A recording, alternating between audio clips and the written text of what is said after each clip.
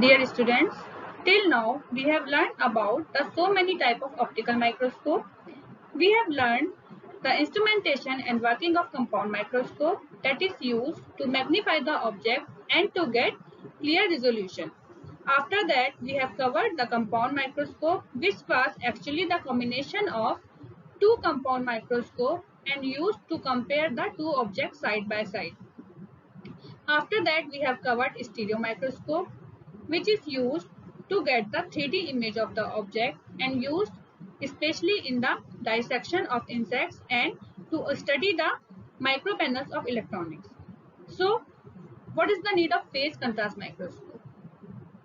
See students, in all type of optical microscope, we actually have to stain our object first before the analysis. But suppose we have to study a living object and we cannot harm that living object by using any chemicals in the form of dyes.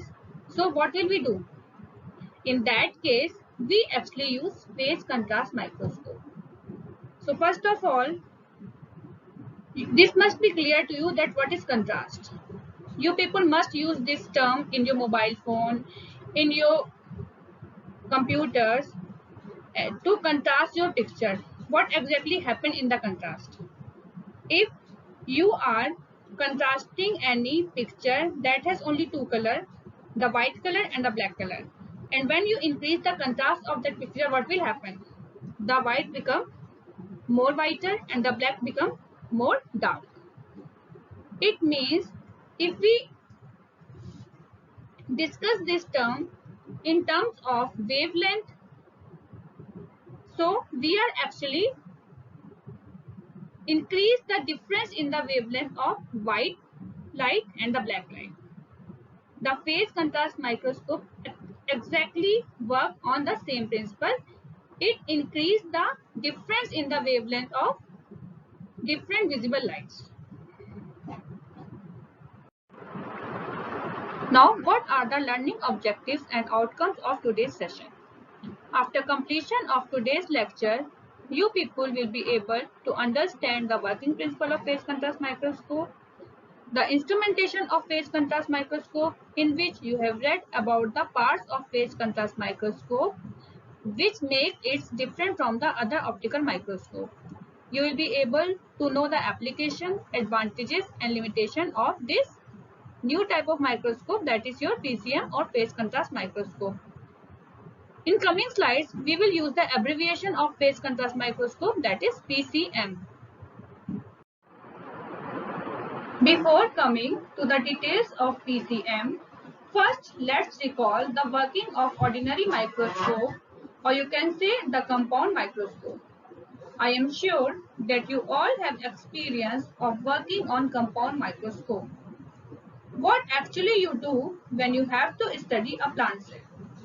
Can you directly put the slide on the stage? The answer is big no. Because if you directly put the specimen on the stage of the compound microscope without staining the specimen by dye, you will not be able to observe the specimen clearly. You have to first stain the cell with a suitable dye. The dye creates the contrast in the color intensities of the different subcellular components that actually based on the intensity and concentration of particular type and works on the principle of UV visible spectroscopy, which is Beer's law or Lambert's-Beer's law. I hope that you all people remember the Beer's law and the Lambert-Beer's law that we have already learned in our module 2. Now, on the basis of contrast developed, we can visualize the specimen under the compound microscope. Now what if we can't use dye due to some constraint, like suppose we are studying living object that can be dye using chemical dye. So how will we study such type of specimen which not allow us to use any chemical dye or stain? And the answer of this problem is phase contrast microscope. Now we know that the phase contrast microscope is used to visualize the unstained cells. enable the visualization of living cells and live events, for example, live cell imaging. We know that most of the stains or the staining procedures will kill the cells and we cannot use these stains or the staining procedures to analyze or to observe the living cells under the microscope. You can see here, these are the two pictures. One has been taken from the bright field or the compound microscope, and this picture, the same picture, has been taken from the phase contrast microscope.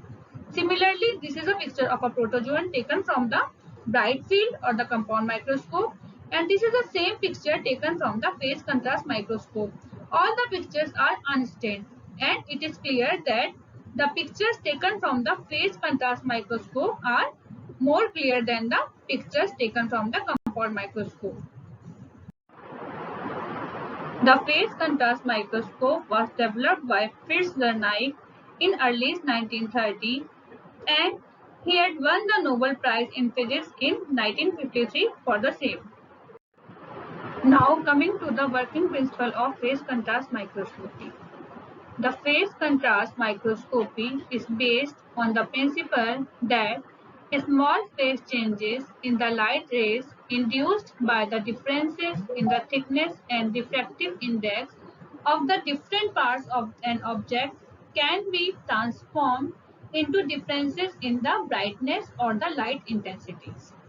It is the translation of invisible phase shifts into visible differences in intensities.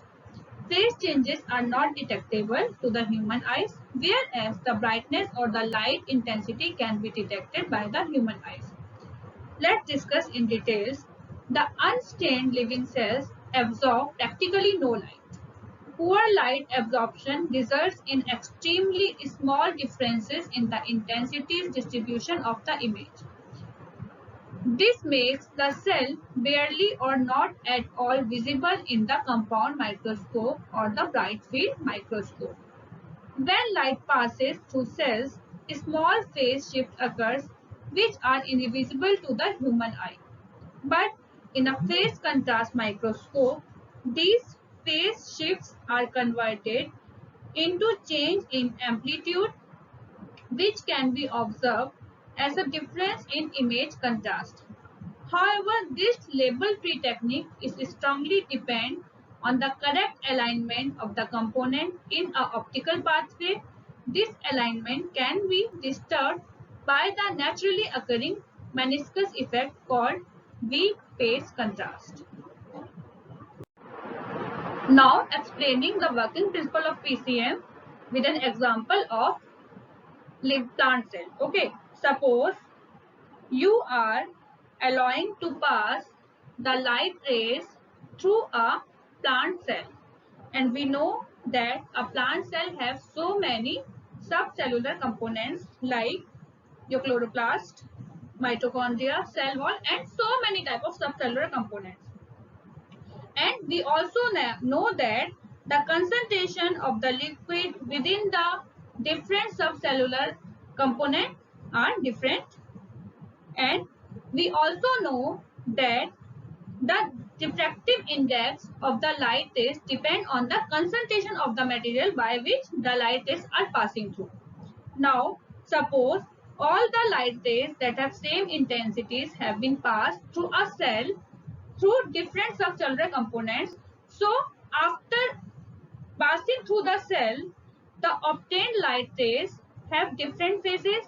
The light, suppose some light rays are passing through the denser material, they have different phase, and some light rays are passing through a material which don't have any specific density.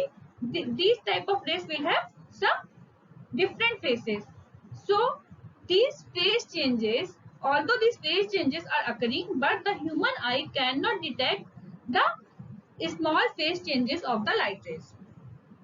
Now, what the PCM will do, the PCM will convert these small phase changes in the light rays into the differences in the brightness or the light intensity. And the changes in the brightness or the light intensities can be visualized by the human eye. And in that way, we can visualize the object without using any stain.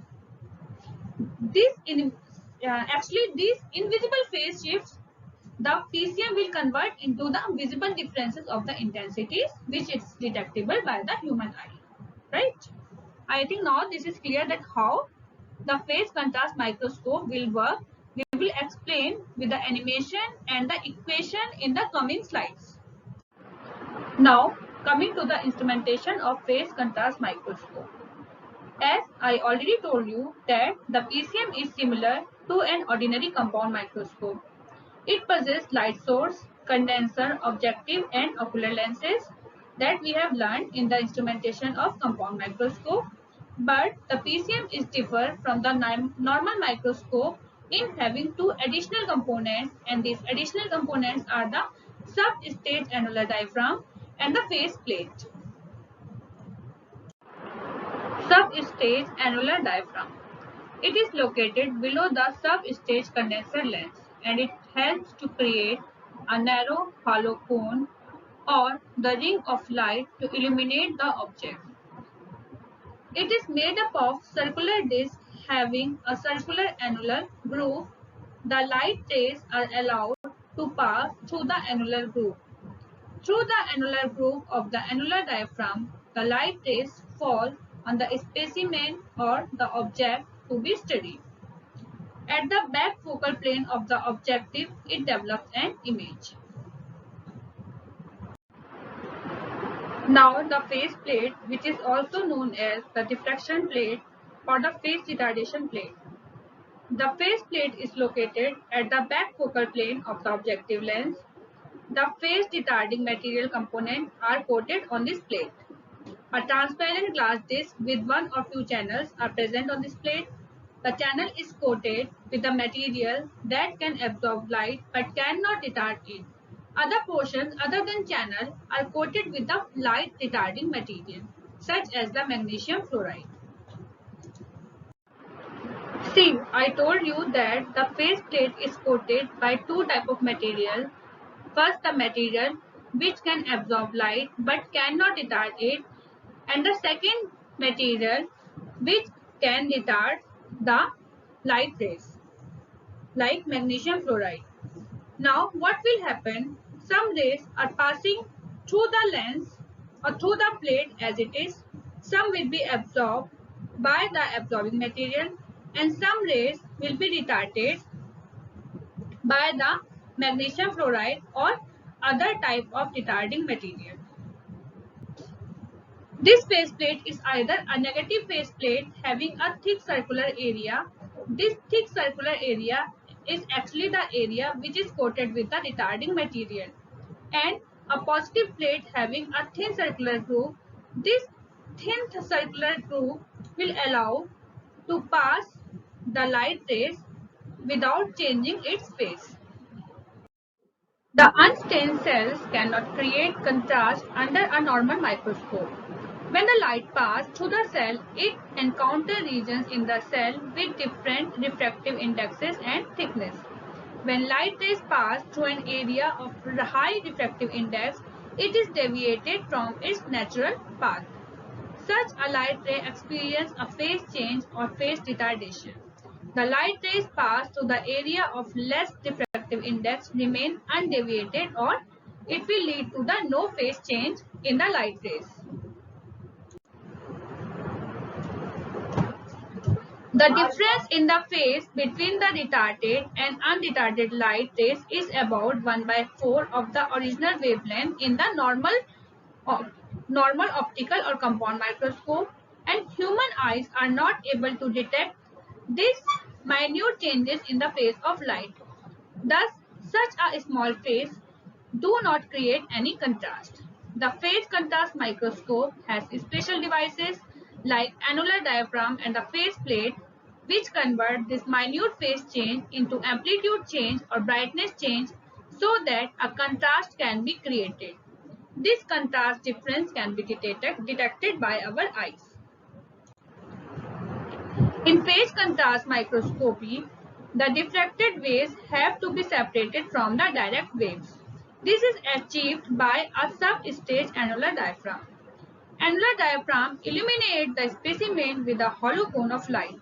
Some rays or the direct rays pass through the thinner region of the specimen and do not undergo any retardation, and they directly enter into the objective lens, while the rays passing through the denser region of the specimen get retarded and they run with a delayed pace than the undeviated rays. The retardation is about 1 by 4 of the lambda of the incident light. Both the retarded and unretarded light have to pass through the faceplate capped on the back focal plane of the objective. The faceplate is designed and posited in such a way that the retarded light rays will pass through the area of faceplates where light retarding material are already coated. When the 1 by 4 or lambda by 4 retarded light is passed through the plate, it is further retarded by 1 by 4 or the lambda by 4. Thus, the final change of retardation will be lambda by 4 plus lambda by 4 is equal to lambda by 2. Now, the final retardation of the phase will be lambda by 2. This retardation of phase lambda by 2 is detectable by the human eye. The unretarded rays will pass through the channels of the faceplate and their phase is not altered by the faceplate. When the unretarded and lambda by 2 retarded light are combined, a negative or destructive interference is created because the crest and throw cancel with each other. This we have already learned in the spectroscopy. With the destructive interference, the specimen appears darker against the bright background. You can see here, these are the two waves A and B.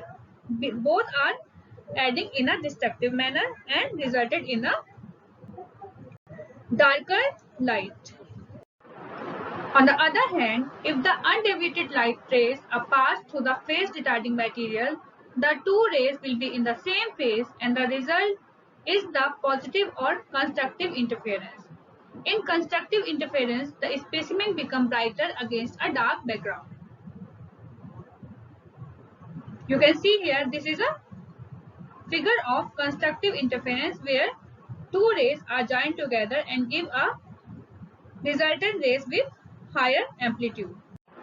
A combination of destructive and constructive interference creates a high contrast in the final image without even use of any dye or staining material. You can see that this is a ray diagram of phase contrast microscope.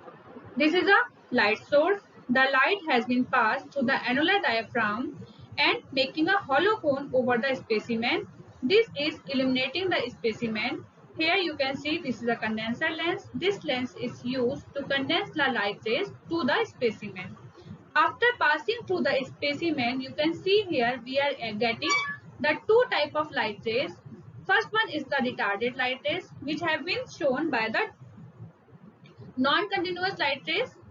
These retarded light rays shows that these rays are passing through the specimen parts which are relatively denser, whereas the non-retarded light rays are passing through the parts of the specimen which are lighter.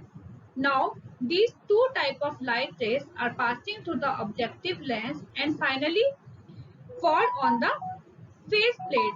The face plate now creating the destructive interference for the light rays which are retarded and constructive interference for the light rays which are non-retarded by the specimen. It means this is actually increasing the phase difference between the retarded light rays and the non-retarded light rays through the material coated on the face plates. And at last, we are getting the image of the specimen in a more contrast manner. This is the working of the phase contrast microscope. Now, understand the working of phase contrast microscope with the help of this animation. A dark field microscope allows to observe transparent samples. It consists in a detector, lenses to magnify, a phase sink and a light source.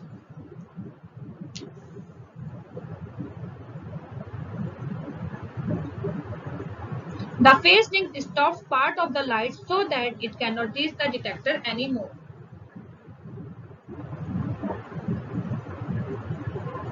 When a sample is inserted, it scatters part of the light even if it is transparent. This scattered light is refocused onto the detector. The image of the sample appears on the screen.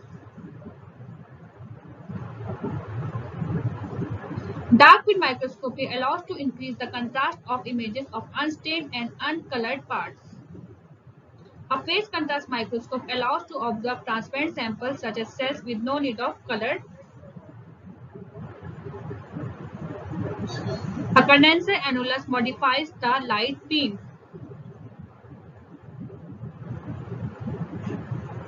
When a sample is inserted, it scatters part of light which is then also refocused onto the detector. To distinguish direct light from that scattered by the sample, a phase plate is inserted. You can see over here this is a phase plate. Some phase plate allows the direct light and some creates the changes in the phase of the light. Scattered light then interferes with the direct light which increase the contrast in the phases. The resulting intensity differences allows to visualize transparent samples.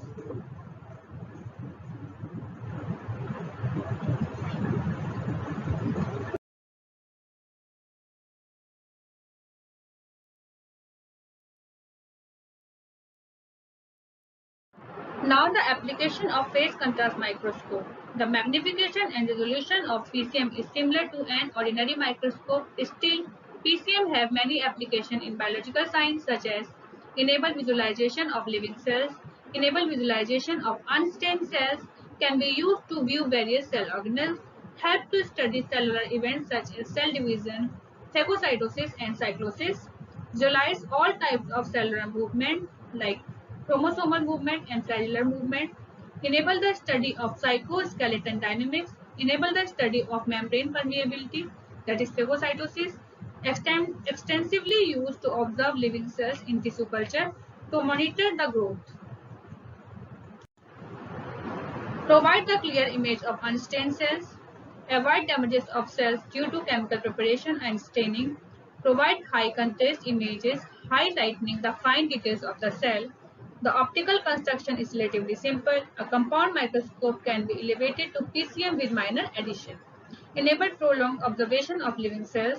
Live cell imaging is possible and it is affordable in cost.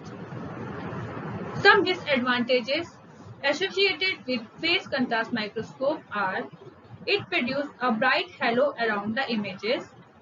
The formation of halo is due to the partial or incomplete separation of the direct and deviated rays, only useful for viewing individual cells or thin layer of cells. This was all about the phase contrast microscope. Thank you.